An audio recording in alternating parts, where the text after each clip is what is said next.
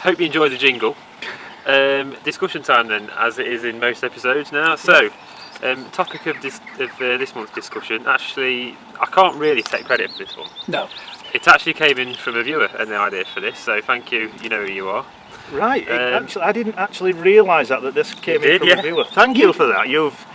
I won't say you've put us on the spot with this, you've put us on the wall, but we're going to try and milk this one. I now know how those lions, just trophy lions feel when they're hung up on the wall. Yeah, this is totally, I will say it again, I'm sorry I'm bringing the puns out, it's totally off the wall, is this discussion. But, yeah. So what is this discussion that this person has actually put for us? I know. We are professionals, I know it doesn't look like it. Yeah. Right, so, you may have noticed I've got a cheat sheet here, but there is a reason for this, I shall explain. Topic is basically cars that we have in UK and Europe that have sold really well, that us guys are used to seeing every day of the week almost, but didn't, should we say, make the transition so well to the US.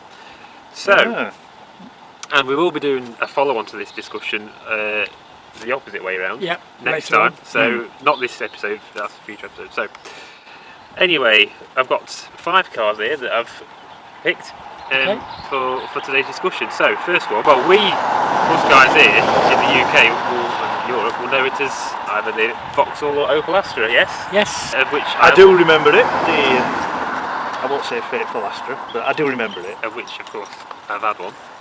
Oh yeah, Or sorry two. I said that and Craig's had one. Or 3. In fact, I've still got one. Yeah. Okay, anyway, so yes, we know it, of course, in the UK as Vauxhall Astra.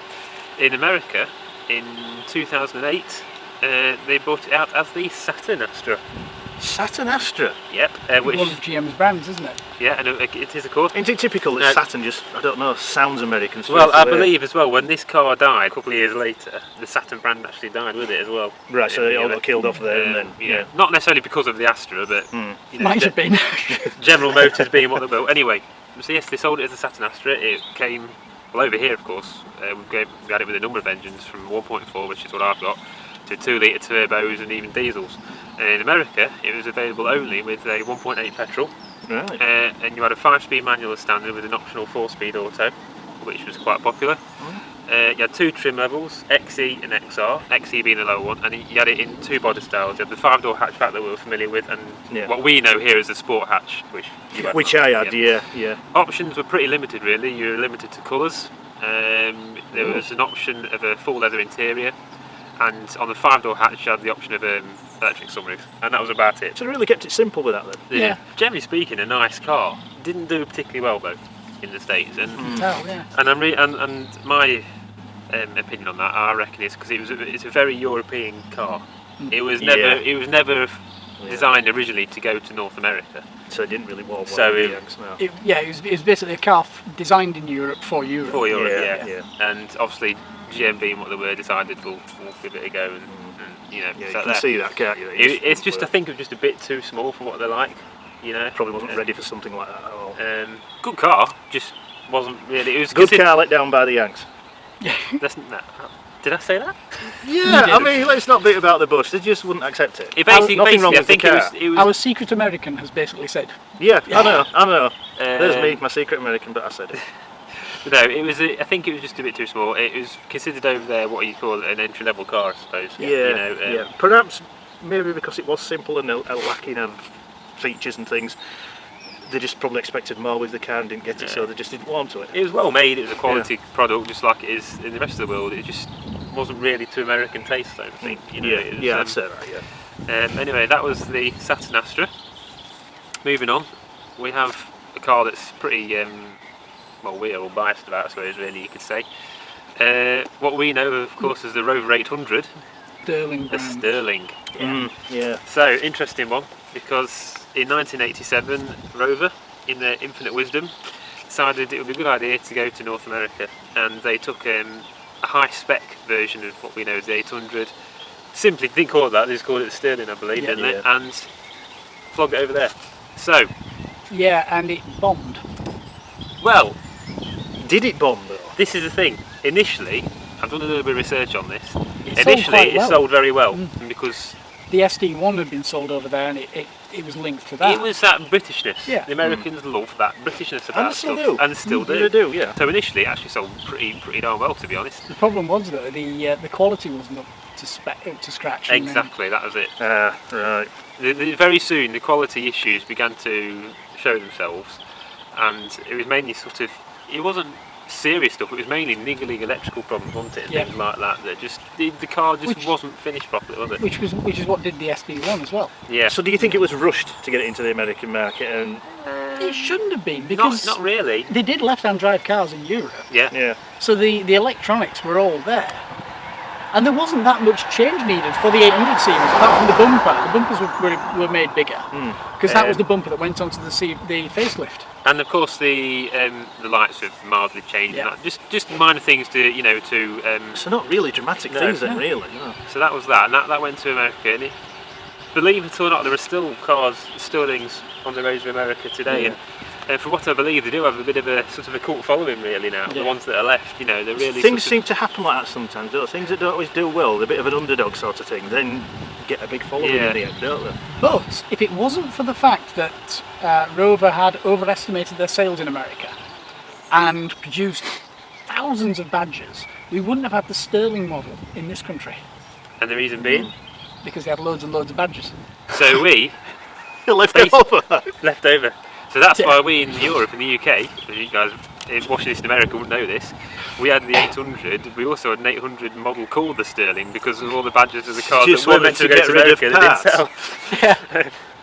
Well, there's a marketing tip for you. Now, obviously, as a result of this, in 1991, Rover pulled out of North America altogether, and then around the same time, us in Europe, we got the Mark II 800, didn't we? The Yeah, revised which is when we one. got the Sterling. And that continued on all the way till 1999, when it was replaced by the 75. Of course. Now, shame really. I think if the 75 had gone to America, I think it would have done really well. It probably would have done. And they did sell it to Mexico, didn't they? Yeah, I They think did, that and it car sold would have well in actually done Mexico. better Yeah. in America, actually. And this, I know you can't see it on camera, but the 75, just looking at the styling of it, would actually, I think, really appeal to American tastes. I think. I think all the chrome, Yeah, all the yeah. Britishness about the interior. Because as you said before, they do like all this bit of British, I say Britishness, snobbery and things like that. It's different for the Americans, isn't it? They But like look how well Range Rovers sell in America these days. it. Yeah, exactly. Yeah, it does. You know, They never had, even over there, the best reputation for reliability. Quite frankly, still don't. But they still sell like hotcakes, don't they? Yeah, they do. Yeah, it's true that, There you yeah. go. So what else have we got? Number 3, a brand that I don't know how familiar you guys are actually this was sold in the States, but Peugeot, or more specifically, the Peugeot 405. They did I sell. love the 405. I love. The thing is, they did Peugeot. This is not the only car they sold there. They did sell early ones like the 505 and such like that. Yeah. But we're going to focus on the 405 simply being it was the last car that was sold there. Again in 1991, Peugeot finally pulled the plug and On the left. American market, they did, yeah. The 405 came out in Europe in 1987, in the UK in January 1988, and in America I think it actually went in 1987 there as well. The trim levels seem to change year to year, and of course, like I said, the final year was 1991. And if you look at an American spec Peugeot 405, you can see the differences. Where in the bumper you've got your orange lights that are required by the authorities there, and that we didn't have in England. We just had the clear indicators and then the repeater on the side, of course. And you can see the differences. It was sold, I think, with a 1.9 litre 4-cylinder, and of course the other one they got was the MI16, which we did have here as well, of course. As does have a bit of a following, does that one? Yeah. Sold kind of okay, but just didn't really take off. I think basically the regulations in the States that require manufacturers to comply to, it just became too difficult really for Peugeot to make them changes and compete economically, and then eventually. Well, they were bringing in changes all the time. They'd be saying one thing and then doing another. Do you think they were doing too much? Well, if you go back to the creation of the TR7, the TR7 was built because America were going to ban open-top cars because of safety concerns. Yeah, So the TR7 was built and designed the way it was because of that. Yeah. And then right at the last minute they said, "Oh, we're not going to do that." So then they had to make the convertible version. Yeah. And they're well known for doing that. The authorities over there. Yeah. But basically, And my understanding is that this is why Peugeot haven't yet re-entered the American market, although there have been rumours for years it's going to happen, because the changes needed to make to the cars just aren't economically viable at the moment to do so, in order to comply. Although again, Peugeot, you can go and buy a brand new one now in Mexico. That's the thing, isn't it? But over in the border in America, and go over the border and you can. But what else did we have anywhere? Right then, so I've got my cheat sheet here. Right, we know it as the Ford Mondeo. Oh, the Mark 1. Yeah. Well, and 2. And two. Basically, the Mark 1 Ford Mondeo came out in Europe in 1993. However, it didn't reach America until 1995 when it was called the Ford Contour. You guys might have known of that. Yeah. It didn't sell well, did it? Just didn't. I mean, they did a few different versions of it, and the V6 one was one called the SVT, standing for Special Vehicle Team, I believe it was. It is, yeah. They do a lot of things, yeah. That had quite a following, to be honest with you. But the more cooking sort of models didn't. Yeah, the regular ones distinguished Joe, didn't they? Which was a shame because it was designed originally as a world car. A world car, and one of the first ones that was, yeah. Exactly. And it didn't actually sell well around the world. No, it sort of shot itself in the foot with the name, didn't it, really? When we got the Mark II in '97, again the States got that one, and that followed on that right up till the year 2000, like it did here, when we ended up with the Mark III, which we reviewed on Overdrive. But at that point, Ford North America decided, nah, that's it, and I think they replaced it with something completely different. They did, but that's the one that became the one that we've got over here now, and that hasn't sold well either side of the Atlantic. No. The only thing I'll say about with Fords, I know I'm a Ford man, but there's only one that really puts a bit of a skewer through me when I think about it, and that's the Scorpio. Oh. I think that puts a skewer for everybody. The least said about that one, the better. It was based on the Granada. It was a Granada Scorpio. Yeah, and was it the Mark III, the hatch one they had? It was a fantastic looking car. It was actually not a bad looking car. I loved that. I would actually have one of those now. The Granada Scorpio. And then they had the Scorpio, which they had the same sort of bodyline, but they got rid of the hatch, and they just had the saloon and the estate. And it was a car you wouldn't want to be seen dead in. It was very Americanised styling, particularly at the back, although I believe it never actually sold in America. It was, but you'd have to drive it in reverse because the front was absolutely gopping. The thing is, you wouldn't want to be seen dead in it, which many people didn't get their wish because they were turned into hearse. It was, so you were seen So you were seen dead in it. The ultimate cruelty. Yeah. Of all the jokes to make, I know, but we're going off topic anyway. Yeah. So the Ford Contour didn't do particularly well, and probably, well, I say that, it's probably sold the best out of the cars in this list, but in the grand scheme of things, it just wasn't really their cup of tea. So what else did you have on your list, and if that seemed to be one of the best sellers out of the list? Last one, very interesting car list, we reviewed one on Overdrive, so they're going to wonder what I'm on about now. Oh. Land Rover Defender. Right, now, this is, again, a certain YouTuber who shall remain nameless in the States, owns one of these now. Yeah, the Land Rover Defender, or as it was known when it first went over there in '93, the Land Rover 110. I just got a number there. Because when it first came over, one's just come past. And one went past actually, chugging away. When it first went over there, '93, it was a long wheelbase only. They exported from Solihull 525 models, 500 for North America, 25 for Canada. I think the Canadians feel a bit hard done by there, but anyway. Yeah, they're not exactly equal odds, are they, really? 500 for one and 25 for other. Right, anyway, so they went over there, they made a few changes to them. They all came with a V8 petrol engine, which we didn't have here at the time. They had a manual gearbox, they all had factory air conditioning as well, which we didn't have here at the time. And a few of the changes, they had an exterior roll cage, as required by American authorities for safety. Basically, due to America's safety requirements and the fact that the Land Rover didn't have any airbags or that kind of thing. Right. So you have to basically do something. Yeah. So they had to give it some form of protection. Yeah. So that was that, and they were all white as well. That's strange. Apart from one that was black. And that sounds a bit eerie because now I think of the film Christine, where the Plymouth Fury's coming down the production line and they're all white except for Christine is red. And it makes you think, oh, that's a bit of an evil car. Red and all white, so now I'm thinking, is the black one, was it a bit of an evil car? I can't remember the name of it was for now. It was for, I think it was for a celebrity fashion designer or something like that. So it must have been, done especially for I can't remember the name, to be honest with you, but yes, I think it was something like that. Anyway, that was that. And then in '95, I think they brought out another version but it was a 3-door, 3-door only this time. And in fact, it was ever since then after that as well. It was only the 500 odd that were long wheelbase. Again with a V8 petrol, manual gearbox, aircon, and a few more extra luxuries. Yeah. And then in '97, the final phase of Defenders left England for America, and they're known basically, all these cars I should mention, are known as NAS spec, which is North American Specification Land Rovers. Right. So they all had the exterior on the wings, on the front of the wings they had the orange running lights, and on European models of course you look at the headlights and the indicators, you've got a side light and an indicator and then the main headlight. Yeah. And American ones you've got the main headlight and the other two lights that here are white and orange are both orange. That kind of thing.